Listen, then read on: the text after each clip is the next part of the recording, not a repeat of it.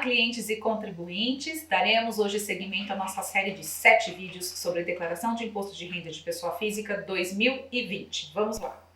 Bom, para você que está nos acompanhando, nós já fizemos o primeiro vídeo sobre obrigatoriedade da entrega da declaração e o prazo. Vídeo 2, falamos sobre tipos de declaração. Vídeo 3, posso fazer a minha declaração de imposto de renda de pessoa física?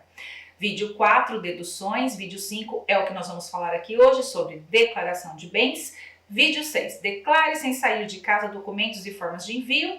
Vídeo 7, prazo e multa.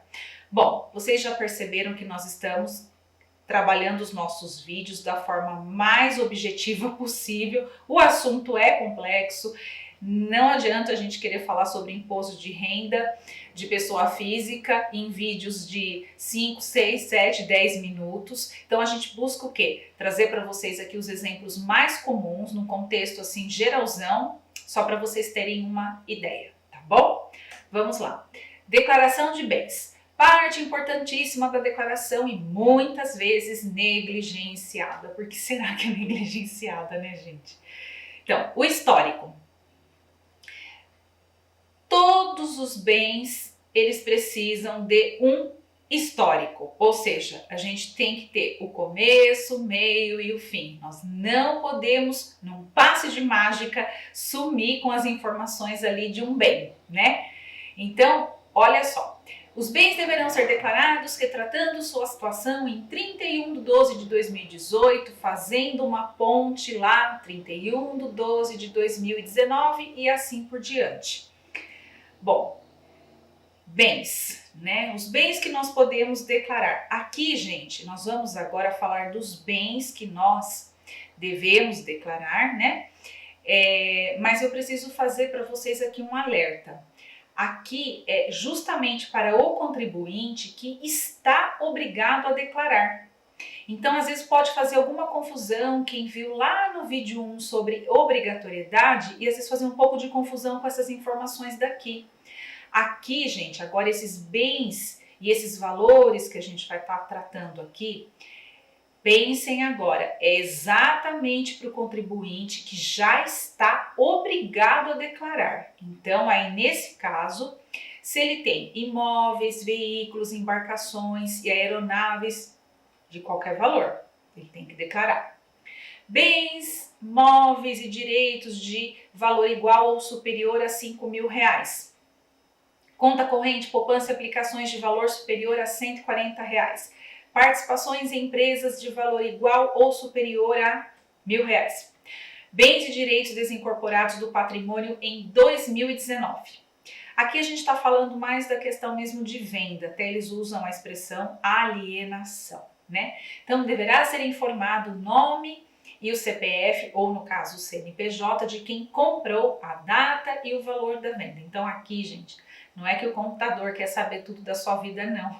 Não tem nada a ver. Na verdade, quem quer saber tudo da sua vida é a Receita Federal. É o leão que fica de olho na gente, né? Tentando levar aí uma boa de uma vantagem. Mas assim, a gente precisa realmente de todas essas informações para que a gente possa colocar lá no seu histórico certinho toda a evolução do seu patrimônio, especificando ali os seus bens, quando você comprou, de quem foi, ano, enfim, tá bom? É por isso, tem que estar lá no histórico tudo registrado corretamente.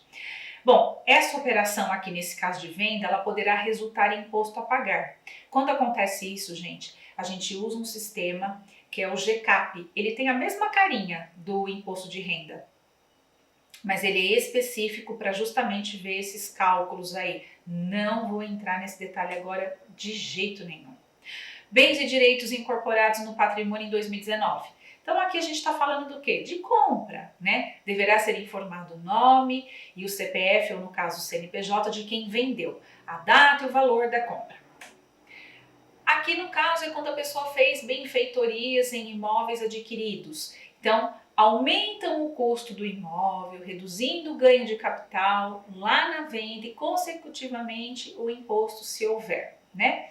Então, aqui é a pessoa que tem o imóvel, ela quer dar uma melhorada nesse imóvel e ela pode, inclusive, né, com os comprovantes, que isso é muito importante, porque aí ela vai ter como comprovar o porquê que o imóvel dela valia X e agora vale o Y. Mais ou menos isso. Aí, consórcio. Não contemplado e tem o contemplado. Então, você lá tem, lá no seu histórico, você tem essa situação de consórcio. Então, quando ele não está contemplado ainda, eu tenho que informar os valores das parcelas pagas lá em 2019, somadas às pagas anteriormente, se houver, o tipo de bem e a administradora. Tem que estar tudo impecável. Contemplado.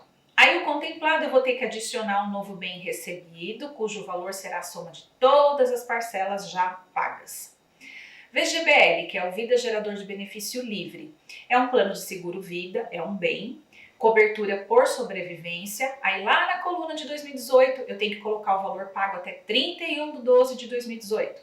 Lá na coluna de 2019 eu tenho que colocar a soma das parcelas pagas em 2019 mais o saldo de 2018. Bom, permuta sem torna. Aqui a gente está falando aí basicamente de uma situação de troca, né? Não há volta de outro valor, deverá dar baixa do imóvel dado e lançar o imóvel recebido. Então você tinha uma casa lá de 500 mil e você trocou por uma outra casa no valor de 500 mil, morreu por aí. Só que lá na sua declaração de imposto de renda a gente tem que deixar isso muito bem descrito, que a gente tem que dar baixa desse imóvel dado e tem que lançar esse imóvel recebido. Bom? Bom, aí aqui a gente tem uma situação de permuta contorna. Aí aqui também envolve troca, mas envolve grana também. Então aqui, volta de um valor. O contribuinte que pagou a torna deverá dar baixa do imóvel dado e lançar o imóvel recebido, acrescido da torna paga. Então ele tinha uma casa lá de 500 mil reais, né? E aí ele queria uma casa de 700 mil reais. E ele acrescentou 200 mil e fez aí a negociação, certo? Bom, doações. O contribuinte deverá lançar a doação recebida, informar o CPF e o nome do doador, lançar o valor como recebimentos isentos e não tributáveis. Herança. Normalmente o valor utilizado para declarar a herança recebida é o mesmo que constava na declaração do falecido. Geralmente a pessoa acaba aqui repetindo o valor. Agora, opcionalmente, o contribuinte poderá utilizar um valor superior, contudo, essa operação ficará sujeita ao GCAP. O que significa isso, gente? Nós vamos explicar até um pouquinho mais para frente num exemplo. Mas a pessoa, ela tanto pode repetir o valor, se lá na declaração, por exemplo, do falecido era o valor X, você pode colocar na sua o valor X também, tá bom? Ou então você pode mudar esse valor por um valor superior. Só que daí a gente tem que entrar justamente nesse programa aqui do GCAP, fazer as continhas e passar para você, contribuinte. Dissolução da sociedade conjugal. As regras são semelhantes às da herança, ou seja, o valor é o mesmo que constava na declaração do cônjuge que declarava o bem. Opcionalmente, o contribuinte poderá utilizar um valor superior, contudo, essa operação ficará também sujeita ao GCAP, que é esse programinha aí. Bom, declarar valor superior no caso de uma dissolução e de uma herança. Como eles são muito parecidos, né? Então aqui a gente vai explicar nesse exemplo como que isso funciona. Então você recebeu um imóvel, vamos pensar, pode ser por herança ou pode ser lá por uma dissolução conjugal, cujo valor declarado era inferior ao valor da transferência. Então lá na declaração constava como 100 mil reais, só que daí o valor desse imóvel lá na transferência, 500 mil reais, claro, né, foi atualizado, digamos assim, né, o valor. Então, como o valor da transferência foi superior, você deverá apurar o ganho de capital, claro, você teve um ganho de capital aí, e recolher o imposto devido. Então, isso é o que tem que ser muito bem pensado na hora, né, sentar, conversar com o seu contador e analisar direitinho aí os prós e os contras. Bom, resumindo tudo, bens, né? O que é importante? Vocês saberem que a gente realmente tem que ter ali o histórico completo, por isso que a gente fica às vezes ali na cabeça do contribuinte, pedindo os documentos que estão faltando, e o contribuinte às vezes fica uma fera com a gente, né? Acha que a gente está assim, querendo saber demais da vida dele, mas a gente precisa, é necessário, porque o site da Receita, aliás, o programa, né, ele pede isso. Bem declarado, não pode desaparecer da declaração assim num passe de mágica, sem explicação nenhuma. A gente precisa, né, ter a relação ano a ano daquele bem. Bem declarado incorretamente, traz consequências para o contribuinte, então fique esperto. Não vale a pena, né, gente, ter dor de cabeça. Não vale a pena a gente arrumar a briga com o leão, né? Melhor a gente manter as pazes com ele. Então, gente, é isso.